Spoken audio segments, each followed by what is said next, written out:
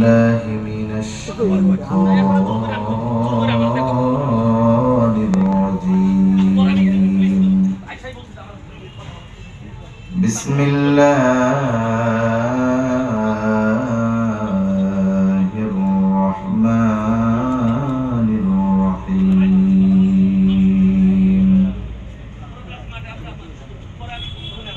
لقد جاءكم رسول من أنفسكم عزيز عليه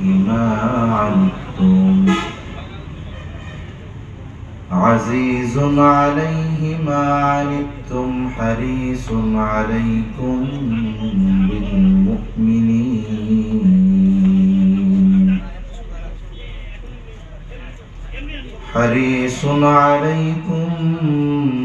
بالمؤمنين رؤوف رحيم.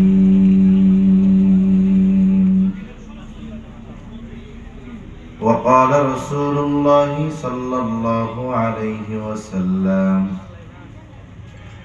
لا يؤمن أحدكم حتى أكون أحب إليه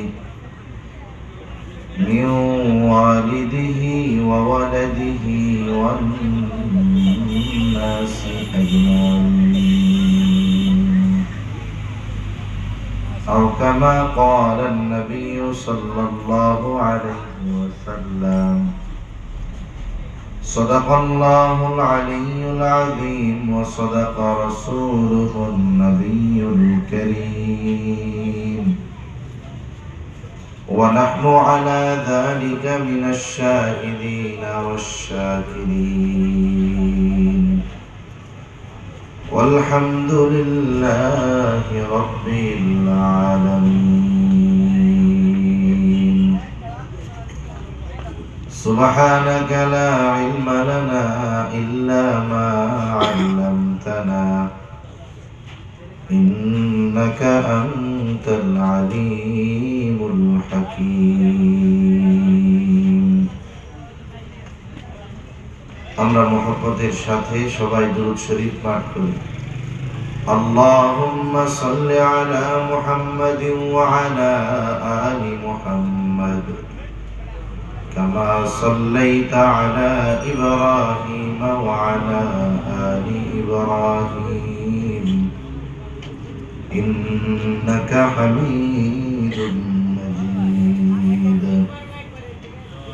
আল্লাহুম্মা বারিক আলা মুহাম্মাদিন ওয়া আলা আলি মুহাম্মাদ কামা বারাকতা আলা ইব্রাহিম ওয়া আলা আলি ইব্রাহিম ইন্নাকা হামিদুম মাজিদ। لا إله إلا الله. itu zaman boleh zikir jadi la ilaha illallah, la ilaha illallah, la ilaha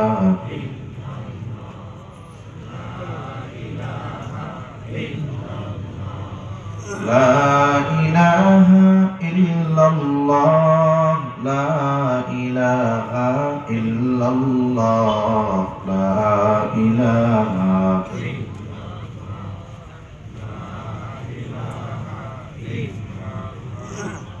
la ilaha illallah Muhammadur Rasulullah sallallahu alaihi wasallam।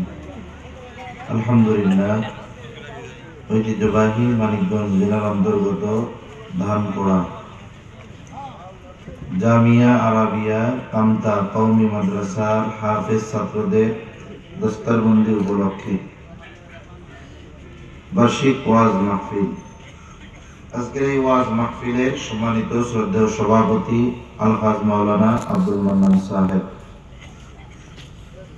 আমন্ত্রিত উলামায়ে কেরাম, সামনে উপস্থিত মুরব্বিয়ানে কেরাম, সমবয়সী যুবক বন্ধু, স্নেহের ছোট ভাই, মাইকের আওয়াজ যত দূরে যায়, স্ব স্থানে অবস্থানরত সম্মানিত শ্রদ্ধা মা ও বোন, দয়াময় আল্লাহ রাব্বুল আলামিনের দরবারে অগণিত শুকর যে মহান মালিক আমাদের হায়াতে বরকত দিয়ে সুস্থ রেখে বিজ্ঞ উলামায়ে কেরামের জবান থেকে খুবই গুরুত্বপূর্ণ কথা শ্রবণ করবার, আমাকে আপনাদের খেদমতে কিছু বলার তৌফিক যে মহান মালিক দান করেছেন, সে মহান মালিককে খুশি করার জন্য মহব্বতের সাথে জবান খুলে অন্তর থেকে আমরা একবার কালিমাতুশ শুকর পাঠ করি। আলহামদুলিল্লাহ। অগণিত দুরূদ ও সালাম সাইয়্যিদুল আম্বিয়া, আশরাফুল আম্বিয়া, খাতামুল আম্বিয়া, ইমামুল মুরসালিন, রাহমাতুল লিল আলামিন মুহাম্মাদুর রাসূলুল্লাহ সাল্লাল্লাহু আলাইহি ওয়াসাল্লামের উপর। আমি আপনাদের খেদমতে পবিত্র কোরআনুল কারীম থেকে একটা আয়াত ও রাসূল আকরাম সাল্লাল্লাহু আলাইহি ওয়াসাল্লামের অগণিত হাদিস থেকে একটা হাদিস পাঠ করেছি। আল্লাহ তাআলার কাছে তৌফিক চাই, আয়াত ও হাদিসখানাকে সামনে রেখে আল্লাহ তাআলা কিছু কথা বলার তৌফিক দেন, যে কথাগুলো আমাদের সবার দুনিয়া এবং আখিরাতের জন্য কল্যাণকর হয়। সকলে বলি আমিন। সম্মানিত উপস্থিতি, আল্লাহ সুবহানাহু ওয়া তাআলা এই দুনিয়াতে আমাদেরকে অজস্র অগণিত নিয়ামত দান করেছেন। আল্লাহ তাআলা এত পরিমাণ নিয়ামত দান করেছেন যে তিনি বলেন, ওয়া ইন তাউদ্দু নি'মাতাল্লাহি লা তুহসুহা, তোমরা যদি আল্লাহর নিয়ামত সমূহ গণনা করো হিসাব করতে পারবে না। তাহলে আল্লাহ তাআলা আমাদেরকে অগণিত নিয়ামত দান করেছেন। আবার নিয়ামত অনেক বেশি অগণিত হওয়ার কারণে কম দামি বিষয়টা আবার এমন না, বরং বিনা চাওয়ায় আল্লাহ তাআলা আমাদেরকে অনেক দামি দামি নিয়ামত দিয়েছেন। জীবনের প্রতিটা মুহূর্তে আমরা আল্লাহ তাআলার নিয়ামত ভোগ করতে থাকি। ছোট ছোট নিয়ামতের শুকরিয়া কিয়ামত পর্যন্ত আদায় করে শেষ করাও যাবে না।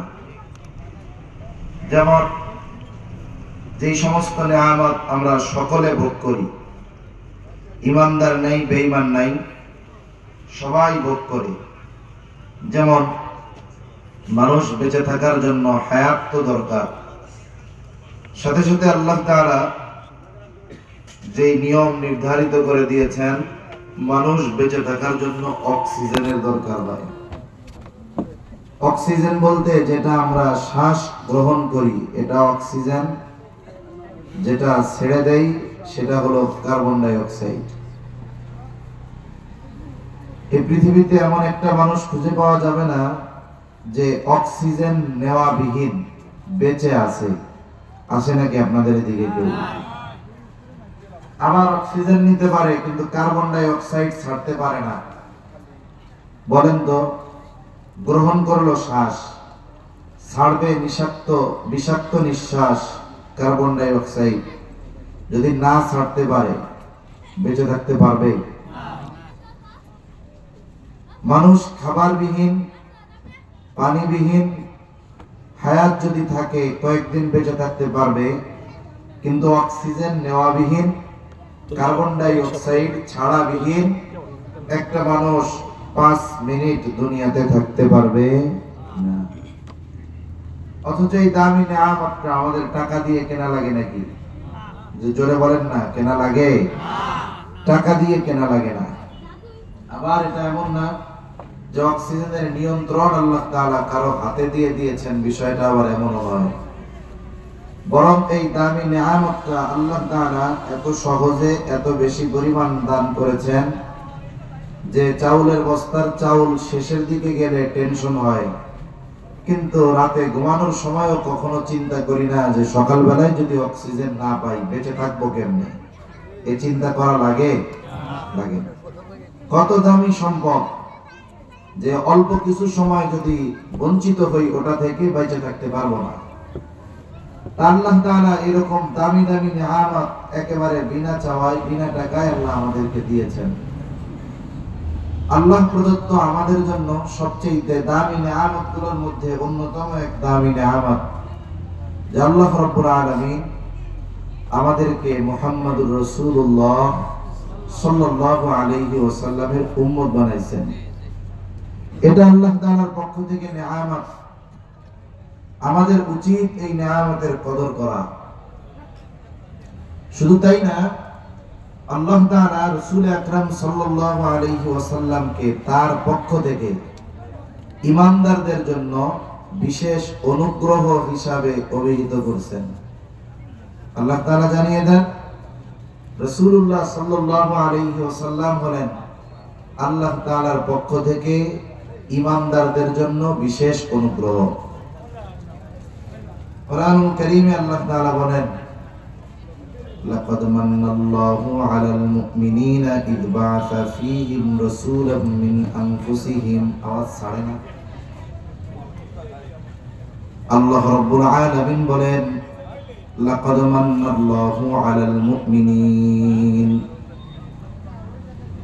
মুমিনদের জন্য আল্লাহ তাআলার পক্ষ থেকে বিশেষ অনুগ্রহ।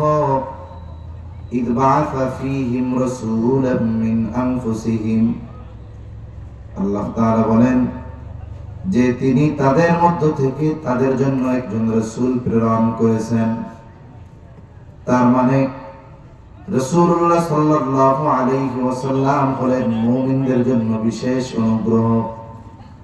শুধু তাই না, যদিও মুমিনদের জন্য নবীজি বিশেষ অনুগ্রহ, কিন্তু এই আয়াতের তাফসীরের মধ্যে আসছে যে তিনি যদিও মুমিনদের জন্য বিশেষ অনুগ্রহ, কিন্তু তিনি গোটা সৃষ্টি জগতের জন্যই রহমত। তিনি গোটা সৃষ্টি জগতের জন্য রহমত হওয়ার কারণে সকলেই এই সুবিধা ভোগ করে। নবীজির কারণে উপকার শুধু ঈমানদারেরা হয় এমনটা নয়, গোটা সৃষ্টি জগতের সবাই হয়। কাফেরও হয়, নবীর দুশমনও হয়। এই জন্য নবীজিকে সৃষ্টি জগতের জন্য রহমত হিসাবে আল্লাহ তাআলা অভিহিত করেছেন। আল্লাহ তাআলা কোরআনুল কারীমের মধ্যে বলেন, ওয়ামা আরসালনাকা ইল্লা রাহমাতাল লিল আলামিন। আল্লাহ তাআলা বলেন, আপনাকে আমি জগৎ সমূহের জন্য রহমত হিসাবে প্রেরণ করেছি। রাসূলুল্লাহ সাল্লাল্লাহু আলাইহি ওয়াসাল্লাম গোটা সৃষ্টি জগতের জন্য রহমত। আল্লাহ তাআলা যেই জায়গার রব, আমার আপনার নবীও সেই জায়গার রহমত। গোটা সৃষ্টি জগতের মধ্যে 1 ইঞ্চি জায়গাও নাই যেই জায়গার রব আমার আপনার আল্লাহ তাআলা নয়। গোটা সৃষ্টি জগতে এমন 1 ইঞ্চি জায়গা খুঁজে পাওয়া যাবে না যেই জায়গার রব আল্লাহ তাআলা নয়।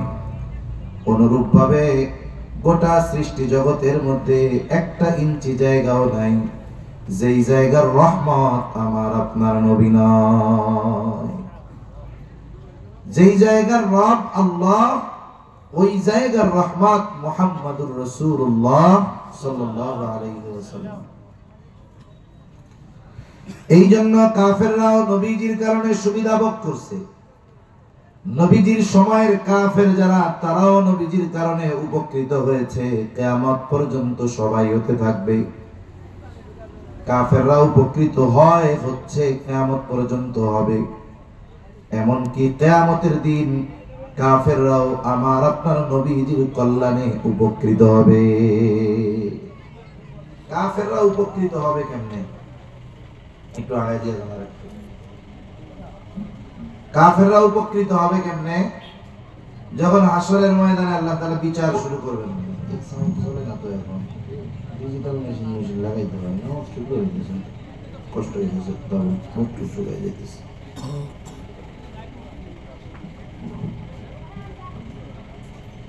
কিয়ামতের ময়দানে যখন আল্লাহ তাআলা হিসাব শুরু করবেন না, সবাই অস্থির ভীত যে হিসাবের পরে জান্নাতে যাই জাহান্নামে যাই সেটা পরের কথা, কিন্তু হাসরের ময়দানে অবস্থান করা সকলের জন্য অসহনীয় কষ্ট মনে হবে।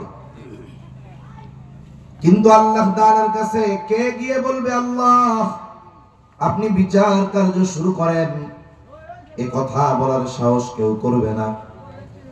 মানুষেরা চিন্তা করবে আমরা আমাদের আদি পিতা আদম আলাইহিস সালামের কাছে চলে যাই, সবাই মিলে আদম আলাইহিস সালামের কাছে যাবে। আদম আলাইহিস সালাতু ওয়াস সালাম ওজর দেখাবেন, কিন্তু তিনি বলে দিবেন শোনো, আজকে আমি তো বলতে পারবো না, বরং তোমরা নূহ আলাইহিস সালামের কাছে যাও। মানুষেরা দলবদ্ধ হয়ে নূহ আলাইহিস সালামের কাছে যাবে। তিনিও পারগতা প্রকাশ করবেন, বলবেন তোমরা ইব্রাহিম আলাইহিস সালামের কাছে যাও। ইব্রাহিম আলাইহিস সালামও পারগতা প্রকাশ করবে। মুসা আলাইহিস সালামের কাছে যাও। মুসা আলাইহিস সালামও পারগতা প্রকাশ করবে, বলবে ঈসা আলাইহিস সালামের কাছে যাও। ঈসা আলাইহিস সালামের কাছে যাওয়ার পরে তিনিও পারগতা প্রকাশ করে বলবেন শোনো, আজকের দিনে আল্লাহ তাআলার সামনে একমাত্র কথা বলার সাহস রাখে মুহাম্মদুর রাসূলুল্লাহ সাল্লাল্লাহু আলাইহি ওয়াসাল্লাম, সুতরাং তোমরা তার কাছে যাও।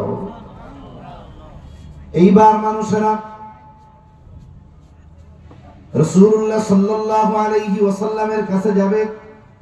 নবীজির কাছে গিয়ে যখন বলবে, নবীজি আল্লাহ তাআলার কুদরতি কদমে সিজদায় পড়ে যাবেন। নবীজি বলেন, ওই সিজদায় কত কাল অতিবাহিত হবে আমি জানি না। শুধু তাই না, আমার আপনার নবী সিজদারত অবস্থায় আল্লাহ তাআলার প্রশংসা করতে থাকবেন। কোন শব্দাবলী দ্বারা এত দীর্ঘ সময় আল্লাহ তাআলার প্রশংসা করবে? নবীজি বলেন, আল্লাহ তাআলাই ওটা আমাকে শিখায় দিবে। একটা সময় আল্লাহ তাআলা আমার আপনার নবীকে বলবে, হাবিব আপনি মাথা উঠান, আজকে আপনি যা সুপারিশ করবেন আপনার সুপারিশ কবুল করা হবে।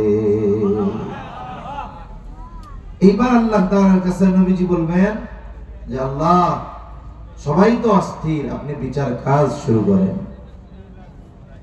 তাহলে এই যে বিচার কাজ শুরু হবে, এই অবস্থায় তো সবাই থাকবে, কাফেরও থাকবে, মুমিনও থাকবে। এই অবস্থা থেকে কিয়ামতের দিন সকলে নিষ্কৃতি পাবে মুহাম্মদুর রাসূলুল্লাহ সাল্লাল্লাহু আলাইহি ওয়াসাল্লামের কল্যাণে। তাহলে কাফেররা কিয়ামতে উপকৃত হবে, দুনিয়ায় উপকৃত হয়েছে, হবে। কারণ আল্লাহ তাআলা আমার আপনার নবীর ফরিয়াদের কারণে এই কথা জানিয়ে দিয়েছেন। তিনি পাপাচারের কারণে, অনাচারের কারণে তার উম্মতদেরকে তথা নবীজির উম্মতকে সমূলে ধ্বংস করে দিবেন না, এটা আল্লাহ তাআলার প্রতিশ্রুতি। শুধু তাই না, নবীজি যখন দুনিয়ায় ছিলেন তখনও কাফেররা নবীজির কারণে উপকৃত হয়েছে। আবু জেহেল ইসলামের দুশমন, নবীজির দুশমন।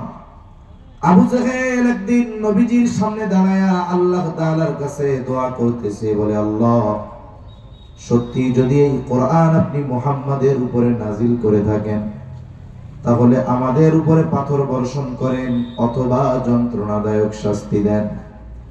আবু জেহেল দোয়া করে কার কাছে? তো আপনারা পিছের লোকরা মনে হয় ছিলেন না, কার কাছে দোয়া করে? একটু জোরে বলেন না, কার কাছে? আল্লাহ তাআলার কাছে দোয়া করতেছে। নাকি আল্লাহর নাম নিতে একটু কষ্ট হয়? জোরে বলেন আল্লাহর নাম। আল্লাহর নাম নিতে গিয়া যদি কেউ গলা ফাইটা মইরাই যায়, এর যে সৌভাগ্যের আর কিছু হইতে পারে? আবু জেহেল আল্লাহ তাআলার কাছে দোয়া করে, বলে আল্লাহ, সত্যই যদি আপনি মুহাম্মাদের উপরে কোরআন নাজিল করে থাকেন, তাহলে আপনি আমাদের উপরে পাথর বর্ষণ করেন অথবা যন্ত্রণাদায়ক শাস্তি দেন। আবু জেহেল এই কথা আল্লাহ তাআলার কাছে বলে নবীজিকে শোনায়া। কথা হইল, ওর যদি আল্লাহ তাআলার পক্ষ থেকে আযাব, শাস্তি ভোগ করতে মন চায়, আল্লাহ তাআলার কাছে বললেই তো হয়। নবীজিকে শোনায়া কেন বলে? নবীজিকে শুনিয়ে বলার কারণ হলো, সে কেমন যেন নবীজিকে কথার দ্বারা কষ্ট দেয় আর বলে, আল্লাহ, আসলে আমার মতো উপযুক্ত ব্যক্তি থাকার পরেও আপনি কেন মুহাম্মাদের উপরে কোরআন নাজিল করলেন? কারণ আমার মতো ক্ষমতাশালী, প্রভাবশালী ব্যক্তি থাকার পরেও আপনি মুহাম্মাদের উপরে কোরআন নাজিল করলেন। এই কাজটা কেমন হইল?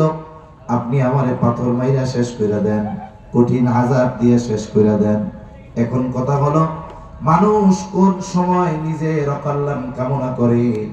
বলে যেই সময়গুলো করে এর মধ্যে অন্যতম একটা কারণ হলো তার হিংসা। হিংসা বিদ্বেষের কারণে মানুষ অনেক সময় নিজের ক্ষতিও কামনা করে। অনেকের কল্যাণ অগ্রগতি দেখে অনেকে সহ্য করতে পারে না। মানুষের সামনে যখন ওই ব্যক্তির আলোচনা হয়, বলে কে রে? বলে অমুকের পোলা। কই কি হইছে? কই বড় অফিসার হয়ে গেছে, বড় ব্যবসায়ী হয়ে গেছে। বলে অমুকের পোলা এই হইছে, এই খবর শোনার আগে মরলাম না কেন? হিংসা এরকম বলার লোক আছে না নাই? আছে। তখন যদি আজরাইল আলাইহিস সালাম এসে বলে তোমার তো মরতে মন চায়, তাইলে চলো এখনই নিয়ে যাই তোমারে, সে কি মরতে চাইবে নাকি? সে তখন বলবে ধরো এটা এমনি বলছিলাম, সত্যি সত্যি মরতে চাই নাই। তাহলে হিংসার কারণে মানুষ অনেক সময় নিজের মৃত্যু কামনা করে। আবু জেহেল হিংসার কারণে নবীজিকে কথাগুলো শোনায় বলতেছে আর নবীজিকে কষ্ট দিতে চায়, এটাই হলো আবু জেহেলের মূল উদ্দেশ্য। কিন্তু নবী আবু জেহেলের কথার পরে কিছু বলেন না। আবু জেহেল বলতেছে নবীর কষ্ট লাগে, নবী জবাব দেয় না। কিন্তু আল্লাহ তাআলা আমার আপনার নবীর পক্ষ থেকে জবাব দিয়ে দেয়। আল্লাহ তাআলা বলেন ওয়ামা কানাল্লাহু লিয়ুআযিবাহুম ওয়া আনতা ফীহিম।